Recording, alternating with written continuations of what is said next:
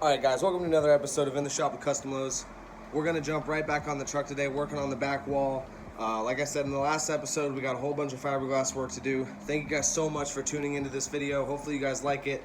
If you do like it, make sure at the end of the video you drop me a comment below, like this video, and if you have not yet subscribed to my channel, please do so now. And we're going to get right to work on some fiberglass.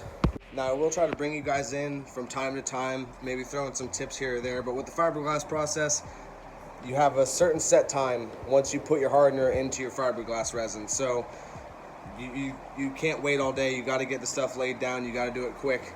So we're going to get to that. I'm going to start laying down some fiberglass here, and then I'll bring you guys back in when I can. All right, so just in case some of you guys were curious, I'm going to go over the supplies I use while I fiberglass, and kind of explain where I get them from, or why I get them there, why I use these certain things. All right, so things are a little bit messy right now. So first I want to go over the fiberglass cloth. When you're doing fiberglass of any sort, you need fiberglass mat or fiberglass cloth. You cannot just put fiberglass resin and expect it to be hard. It might harden your fleece or your cloth or whatever you're putting it on, but you need to make sure you step it back and reinforce it with this stuff here. I buy this at a local boat repair shop. Well, I don't want to say they're local. They used to be local in my old shop. Now they're in the same location, but I'm like 20 minutes farther. I still go there actually because I just like their service. It's a small mom and pop shop. I know them. They help me out really good. Either way, that's the fiberglass mat I'm using there. Right here, I have it already pre-torn up. Now, I see some people, they like to cut their fiberglass mat into squares. I picked up a tip along the way and I started using it myself, and I found that it actually really does help with laying it out flat, and I imagine even with strength. So I like to rip my fiberglass mat. So what I'll do is I'll just have my square or my big sheet out, and I'll just grab a corner and I'll rip it. Yeah, it's kind of hard to rip with one hand, but you get the point. I rip the fiberglass mat, tear it off of here, and then say this is my piece here, and I'll lay this down. I don't like to cut squares because that gives me a solid rigid line. And even on these outside corners here, what I'll do is I'll kind of fray away the outside of the glass so it's not a perfect edge there. So as far as the resin I'm going with and the MEKP or hardener, I'm going with the polyester resin, general purpose. I get it, like I said, from the local boat repair place around here. This is the MEKP. This is just a measuring device they use. They sell it in bottles. I like to use the red personally because, I don't know, I just like the red. It is the same exact thing as the clear stuff you guys are going to find at your local stores. Some places will have red. I didn't know they had colors until I seen the red, and I picked it up immediately because I thought it was cool. But that is what I use for fiberglass resin and MEKP. I like to buy it by the 5 gallons. If you're going to do a lot, you're going to save more money going 5 gallons. I've even seen people do 50-gallon drums, but I'd rather buy it in 5 gallons. It's a lot more manageable for me. I can tip it over.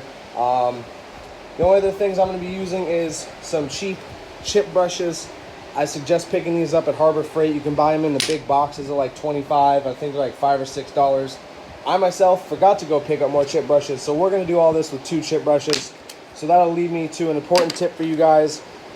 If you're running low on brushes, or you even want to conserve brushes, what you can do is take a mixing cup to the side and have acetone in it.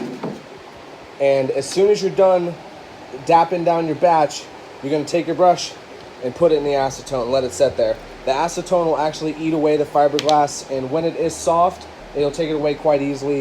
You know, you want to dap it inside the acetone or whatever. When it's in the mixing cup, take away all the fiberglass that's going to be, you know, stuck between the hairs of the brush. I've gotten easily 6, 7, up to 10 coats, 10 applications with one brush by just keeping it in acetone. So that's a little tip for you guys. Other than that, basically straightforward. I'm going to start jumping in here. I'll start on a section. Obviously this is a very big area to try to cover, so I'm going to start with a small section. Probably the upper, I'll probably get that knocked out first, and then jump down to the lower stuff. That way I can have some, you know, I could put my hand against the wall, hold myself up. You never want to fiberglass yourself into a corner. So I'll start doing the roof here. I got to get that whole shape I have taped off, and then we'll jump and go down and work our way across all the way until the bottom there. This first layer here is going to be a light layer. I'm only going to put a minimal amount, and that is because I don't want it to seep through the tape, and I also don't want too much to seep behind these panels here. I have them hot glued in certain areas, but obviously not every area. So I don't want to waste a bunch of resin and lose a bunch of resin by it all falling behind these panels. So the first batch that we're going to do here is going to be a light batch, but that'll get us started. Another quick little tip for you guys: if you're using resin, even this resin or the Home Depot stuff you buy or any other hardware store, the stuff is sitting around for a long time. You want to shake it very thoroughly, mix it very thoroughly. You do not want to just pour it right out of the container, regardless of what it is in. A 5-gallon, a gallon, or a 50-gallon drum. That's also a reason I've kind of stayed away from the 50-gallon drum idea, because you can't shake it up and you can't mix it. You have to. The chemicals in the fiberglass resin, they separate.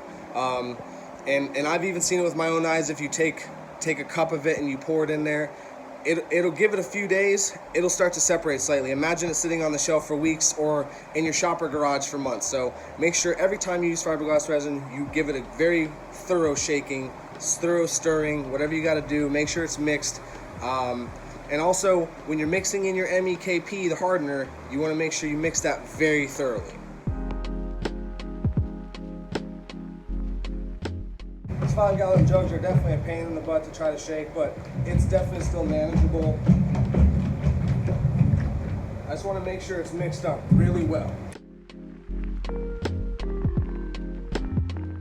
It might seem like an unimportant step, but I have definitely noticed a big difference in the way my fiberglass resin dries and cures when I mix versus when I just have used it straight out the container and just poured it into the cup. So definitely want to be mixing your stuff.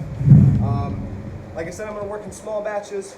I feel comfortable where I can lay down 16 ounces rather quickly before it dries, or rather starts to cure on me and get, you know, gelatinous in the cup. So I'll probably pour 16-ounce batches.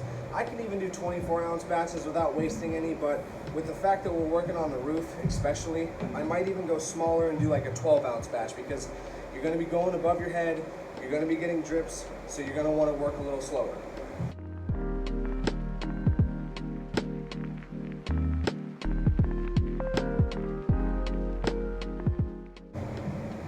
As far as hardener ratios go, I'm not going to explain that. Most resins, they'll have a chart on the side of them, or you can look online. The companies will always have the mixing ratios you need. I tend to mix a little hotter myself, but I've found the right ratio for me. So I would recommend, when you're first starting out, always go with the recommended amount of hardener.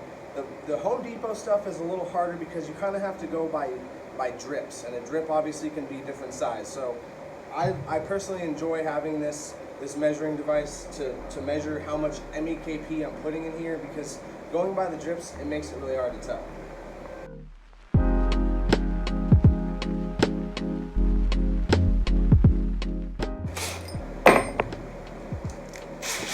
For mixing this stuff, I have an old paddle bit that I have grinded down the tip on. It made a good, really mixing tip, mixing paddle.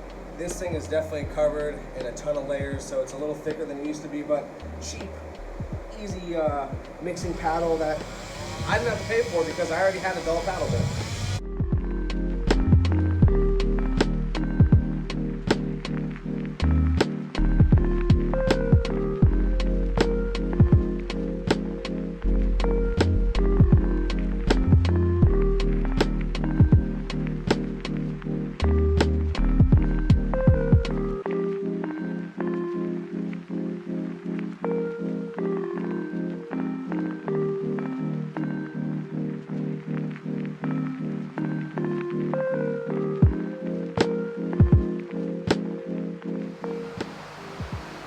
Alright guys, back in here with an update for you.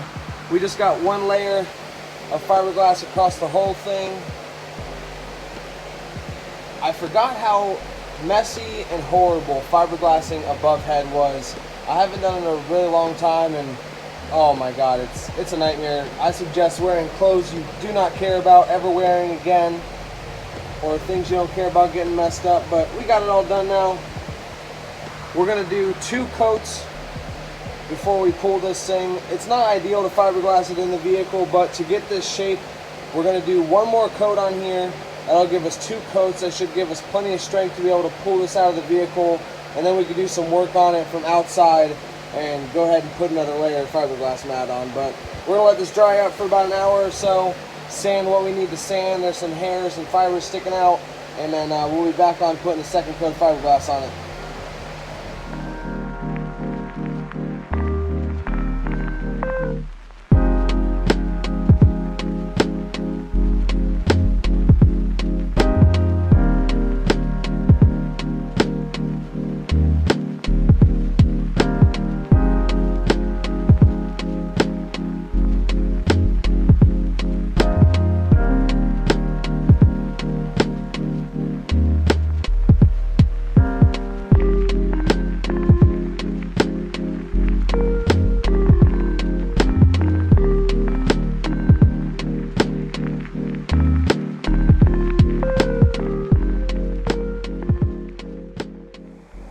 Alright, so we got the first layer of glass down. It's been drying for about an hour now.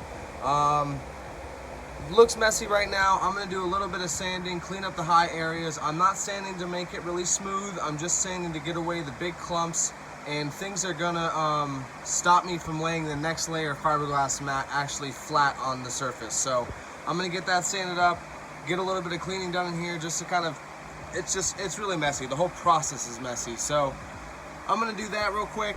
I'll bring you guys back in with a few tips possibly, and then we'll get to putting that second layer on.